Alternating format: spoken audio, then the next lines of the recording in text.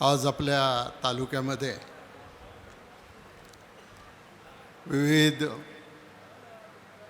विकास कामाच्या उद्घाटनाच्या प्रसंगी आणि भूमिपूजन कामांच्या प्रसंगी उपस्थित या राज्याचे कर्तबगार नेते नामदार अजितदादा पवार,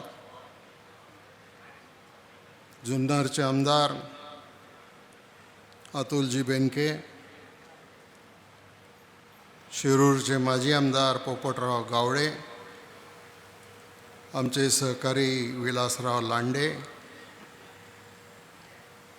मानसिंगराव पाचुनकर, प्रकाशराव पवार,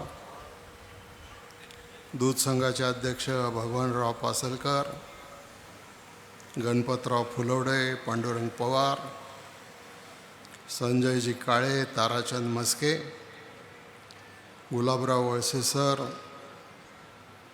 कैलास सांडभोर, माऊली अप्पा गावडे, बाबा राक्षे, अभिजित शेरकर, विवेक वळसे पाटील, कैलास लिंभोरे, श्रीकांत पाचुनकर, शंकरशेठ पिंगळे, माणिकराव खेडकर, आबासाहेब पाचुनकर, दत्ता पाचुनकर, शेखर पाचुनकर, पैलवान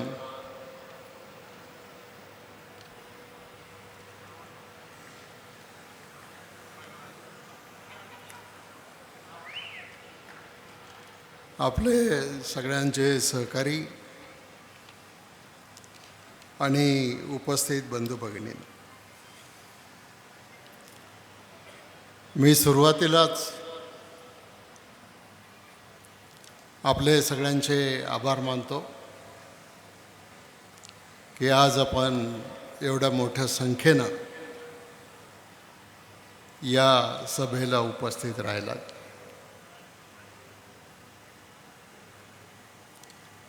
आणि अजितदादांचे आभार मानतो की त्यांनी आज वेळ देऊन आपल्या तालुक्यातल्या अनेक कामांचं भूमिपूजन, उद्घाटन हे केलं. खरं तर सगळ्या ठिकाणी जाऊन भूमिपूजन करायचं ठरलं असतं तर 2-3 दिवससुद्धा पुरले नसते. पण आज 3-4 ठिकाणी, मग पोलीस स्टेशन असेल, इंजिनिअरिंग कॉलेजला बांधलेलं 1000 कपॅसिटीचं एअर कंडिशन सभागृह असेल, घोडेगावच्या नवीन पोलिसांच्या क्वार्टरचं उद्घाटन, त्याचबरोबर घोडेगावच्या ग्रामीण रुग्णालयाच्या बांधकामाची सुरुवात, आणि या सगळ्या गोष्टी बाकीचं वर्तमानपत्रात छापून आलं आहे. आणि कार्यकर्तेसुद्धा हे बोलतात आणि याच्यातल्या बऱ्याच गोष्टी तुम्हाला माहिती आहे. मला माहिती आहे आज तुमची जी अपेक्षा आहे ती अपेक्षा दुधाच्या सबसिडीबद्दल, कांद्याच्या प्रश्नाबद्दल, शेतकऱ्यांच्या उत्पन्नाच्या संदर्भात, या सगळ्या प्रश्नांची उत्तरं आपल्याला पाहिजेत. आणि अनेक लोकांना मधल्या काळामध्ये जी राजकीय घडामोड झाली त्या राजकीय घडामोडीच्या संदर्भामध्ये आपल्याला समजून घ्यायचं आहे. त्याच्या संदर्भात अजितदादा बोलतील आणि आजची ही सभा मुळामध्ये येणाऱ्या लोकसभेच्या निवडणुकीच्या पार्श्वभूमीवर या ठिकाणी होते. विधानसभेच्या निवडणुकीला अजून भरपूर वेळ आहे. एकदा लोकसभा निवडणूक झाली की देशामध्ये काय वातावरण तयार होतं आहे, त्याच्यानंतर विधानसभेच्या निवडणुकीच्या संदर्भात चर्चा करणं आणि त्याच्याबद्दल बोलणं उचित होईल. त्यामुळं आज काय ही विधानसभेच्या निवडणुकीची मीटिंग नाही आणि विधानसभेच्या निवडणुकीची तुम्ही काळजीसुद्धा करू नका. आणि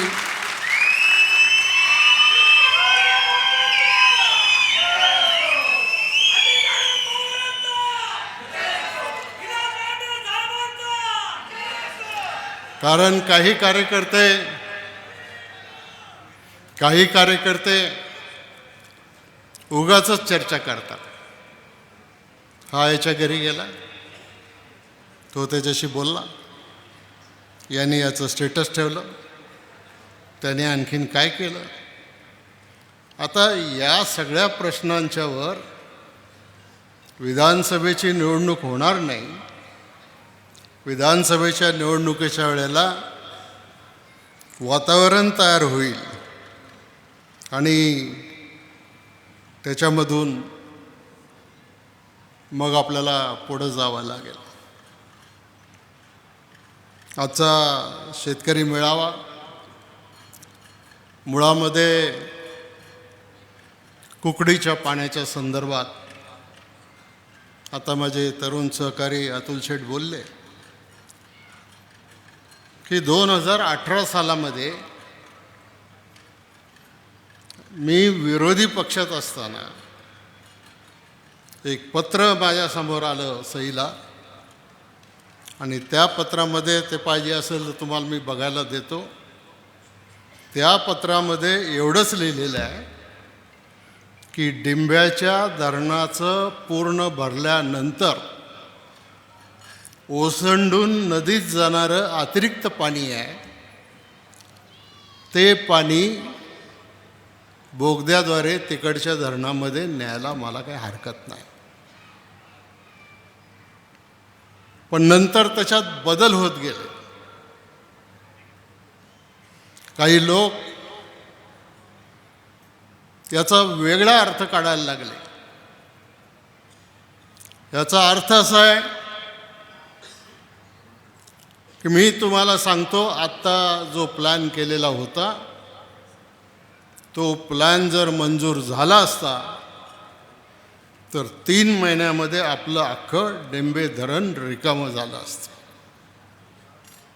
अजितदादा, मी, देवेंद्र फडणवीस साहेब, इरिगेशनचे सेक्रेटरी, आम्ही सगळ्यांनी या संदर्भामध्ये चौघच होतो आम्ही, आणि या संदर्भामध्ये ही भूमिका मांडल्याच्या नंतर आपल्याला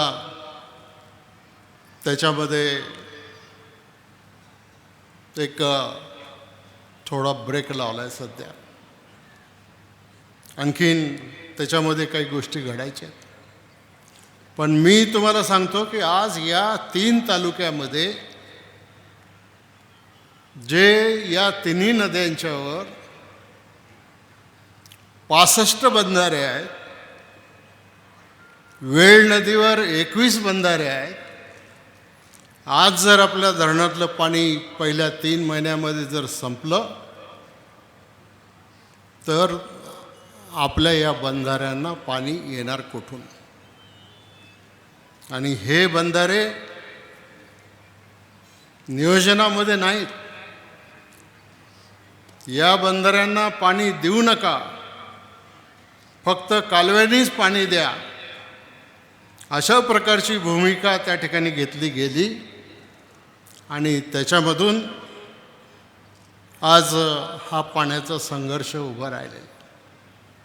आपल्याला आठवत असेल, मी यापूर्वी अनेक वेळेला जाहीर सभेमध्ये आपल्या तालुक्यात बाहेर बोललो की यापुढच्या काळामध्ये जो संघर्ष होईल किंवा लढाई होतील त्या दुसऱ्या कुठल्या प्रश्नावर नाही, त्या फक्त पाण्याच्या प्रश्नावर होतील. आणि आता ती वेळ दूर नाही आहे. आणि मग आता त्याच्यामध्ये दादांनी निर्णय दिला की कुठल्याही परिस्थितीमध्ये या तिन्ही तालुक्यातल्या बंधाऱ्यांना 2 किंवा 3 वेळेला भरून दिलंच पाहिजे. तुम्ही विचार करा, मी आज मंत्री आहे, आमदार आहे किंवा नाही,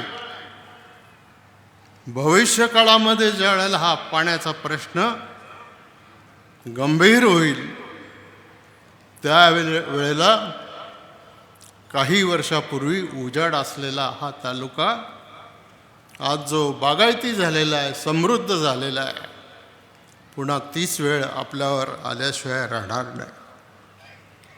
आणि त्याच्या माध्यमातून आपल्याला हा निर्णय करायचा. अतुल चेटने आणखीन एक पत्र वाचून दाखवलं. नगर जिल्ह्यातल्या एका लोकप्रतिनिधींनी पाठवलेलं. जुन्नर तालुक्यामध्ये जे काळू धरण आहे त्या काळू धरणातलं पाणीसुद्धा हे नगरला नेण्याची व्यवस्था त्या ठिकाणी करा. अनेक मिटिंगा झाल्या. एक काय 2 मिटिंग आदरणीय पवार साहेबांच्या बरोबर झाल्या. साहेबांनी मार्ग काढून दिला की 709 मीटरच्या खाली बोगदा करायचा नाही. परंतु नंतर पुन्हा सरकारने निर्णय घेतला आणि धरणाच्या तळाशीच बोगदा करायचा आणि ते पाणी पलीकडे न्यायचं असा निर्णय झाला. तो निर्णय आता दादांनी थांबवलेला आहे. मी अहमदनगर जिल्ह्याचा मंत्री, पालकमंत्री 10 वर्ष होतो. कधीही अहमदनगर जिल्ह्याच्या आणि पुणे जिल्ह्याच्या 2 तालुक्यामध्ये 2 जिल्ह्यांमध्ये पाण्यावरचा कधी वाद झाला नाही. जे पाणी अहमदनगरला लागत होतं ते आपण अहमदनगरला द्यायचो आणि जे पाणी आपल्याला पुणे जिल्ह्याला लागत होतं ते पाणी आपण पुण्याला द्यायचं आणि एक बॅलन्सिंगची भूमिका घेतली. कारण माझी पहिल्यापासूनची भूमिकाच ही आहे की धरण आमच्या तालुक्यात आहे म्हणजे आम्ही फक्त तिथं आम्हीच एकटे मालक आहोत असं नाही. तर राज्याचा मंत्री म्हणून विचार करताना आपल्याला राज्याचा विचार करायला पाहिजे, सगळ्या जिल्ह्यांचा विचार करायला पाहिजे आणि त्याच्यामधून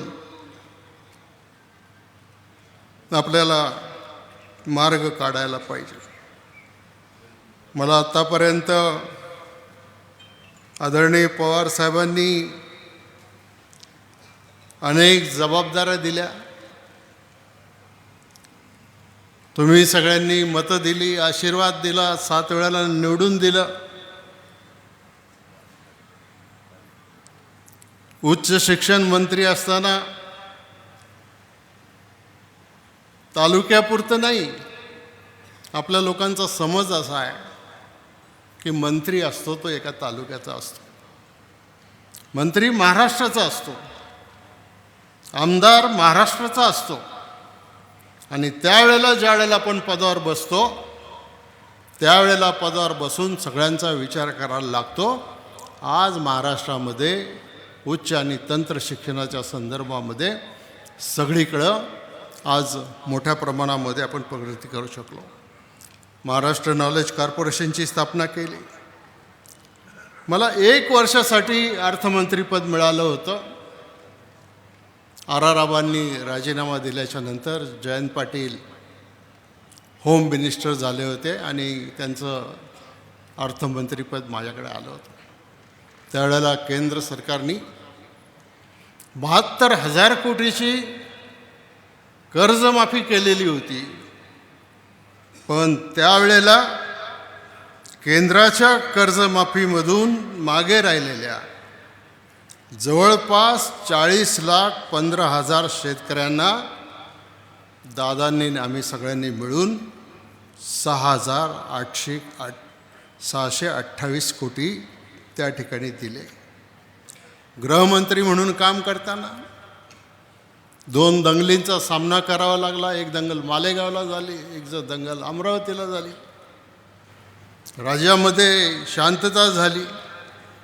आता ह्या सगळ्या गोष्टी राज्य लेवलला काय केलं आणि जिल्हा लेवलला काय केलं आणि तालुका लेवलला काय केलं एवढं मी सगळं या ठिकाणी सांगत बसत नाही. परंतु काही लोक जरी आज म्हणत जरी असले की तुम्ही पक्ष सोडला, तुम्ही गद्दारी केली, साहेबांचं प्रेम माझ्यावर होतंच आणि माझं प्रेम त्यांच्यावर होतं, आज आहे आणि उद्या पण राहील.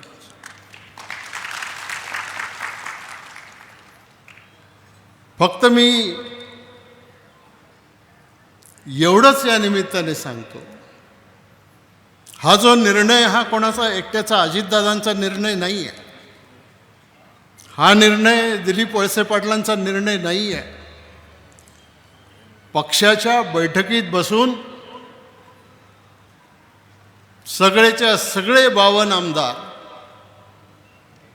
त्यांनी विचार करून आधी जी काही भूमिका ठरली होती त्या भूमिकेच्या संदर्भामध्ये निर्णय घेतला आणि त्याचं पुढं काय झालं ते आपल्याला अजितदादा सांगतील.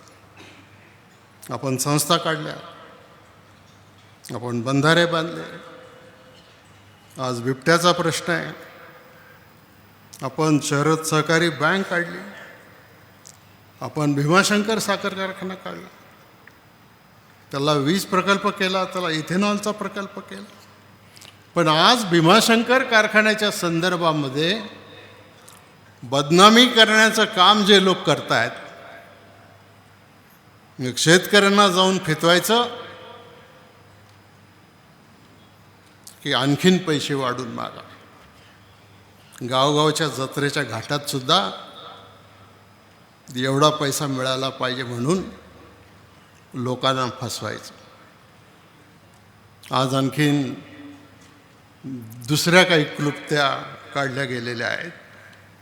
पण मी आता त्याच्यामध्ये फार डिटेल जात नाही, कारण मी एखाद्या लहान गोष्टीला एवढं महत्त्व देऊ इच्छित नाही.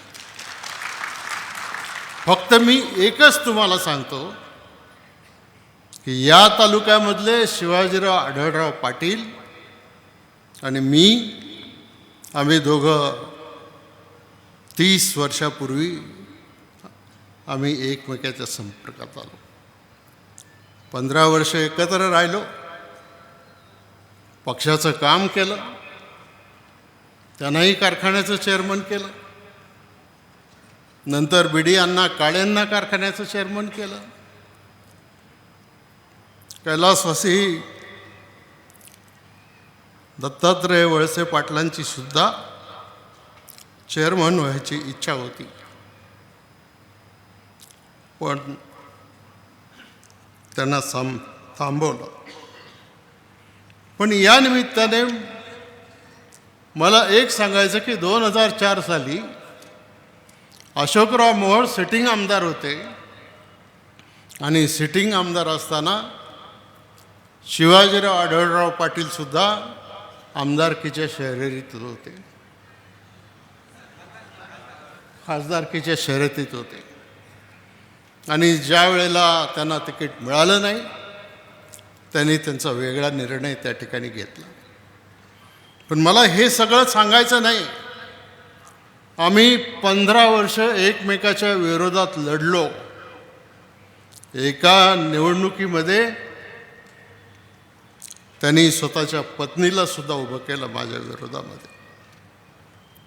जनतेचा कौल जो आला तो आला. पण वैशिष्ट्य असं आहे की गेल्या 15 वर्षामध्ये लढत असताना एकदा सुद्धा आम्ही दोघांनी एकमेकावर वैयक्तिक टीका केली नाही. आम्ही दोघांनी एका संस्थेची बदनामी केली नाही. आज सगळं मिळाल्याच्या नंतर जर तुम्ही त्या ठिकाणी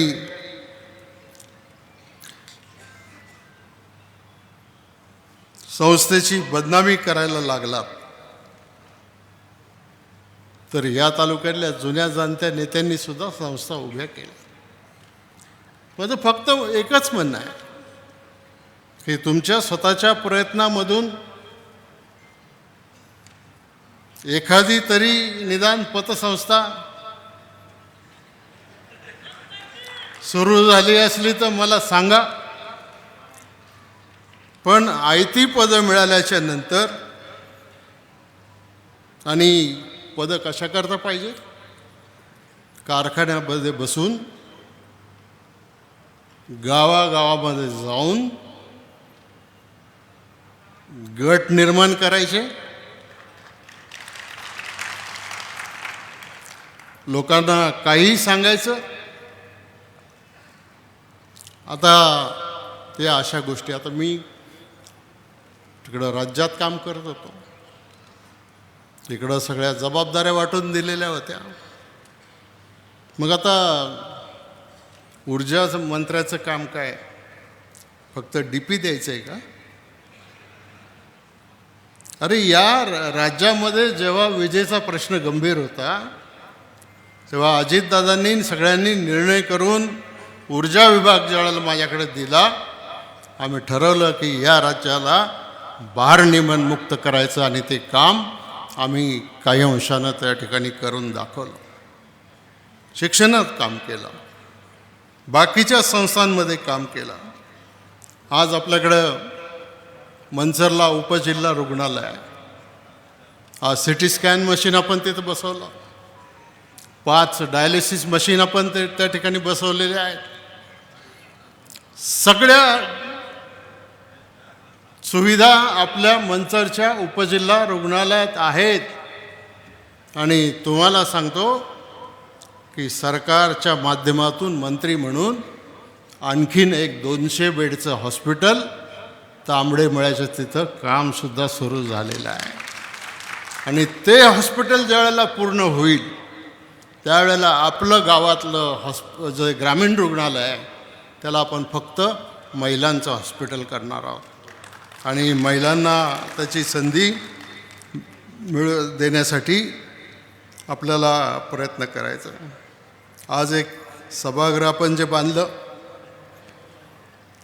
त्याला आपण कवयित्री शांताबाई शेळके ज्यांचा सहवास काही काळ या मंचरमध्ये राहिला, त्यांचं नाव त्या सभागृहाला दिलेलं आहे. जरूर तुम्ही जाऊन बघा. बालगंधर्व सभागृहापेक्षा, अंकुशराव लांडगे सभागृहापेक्षा मोठं सभागृह हे आपल्या विद्यार्थ्यांच्यासाठी, आपल्या लोकांच्यासाठी आपण निर्माण करू शकलो, एवढंच मी आपल्याला या निमित्ताने सांगतो.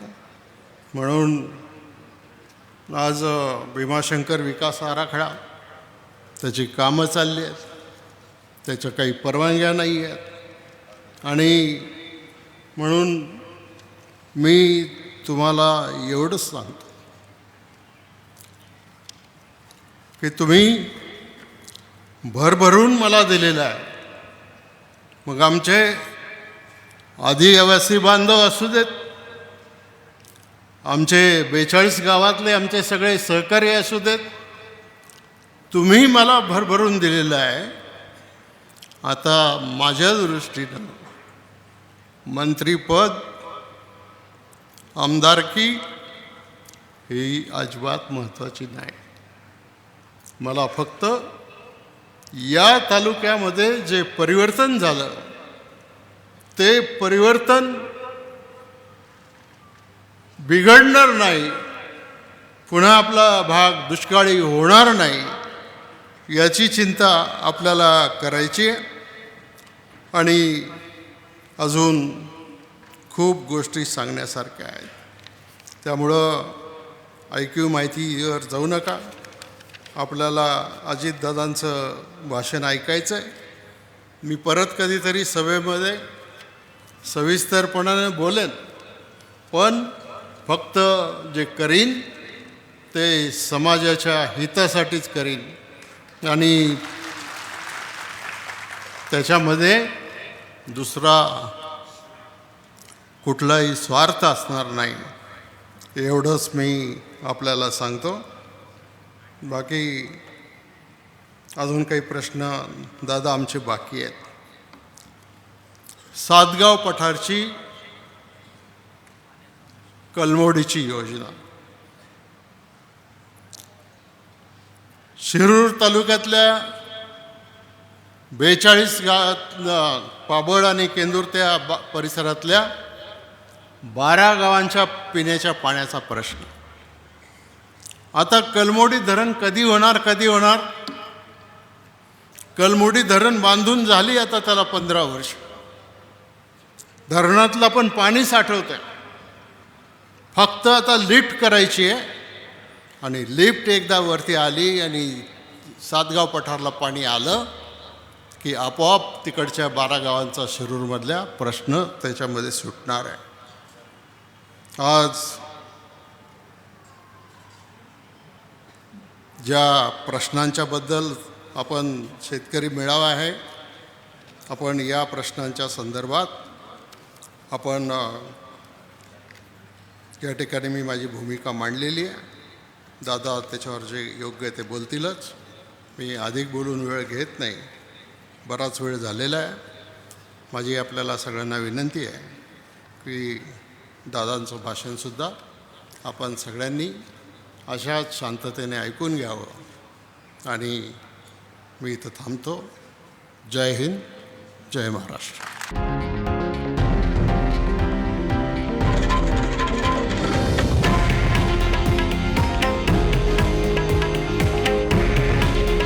हे आहे देशातील नंबर 1 न्यूज नेटवर्क आणि आपण पाहत आहात TV9 मराठी. काळजी तुमची, हित महाराष्ट्राचं.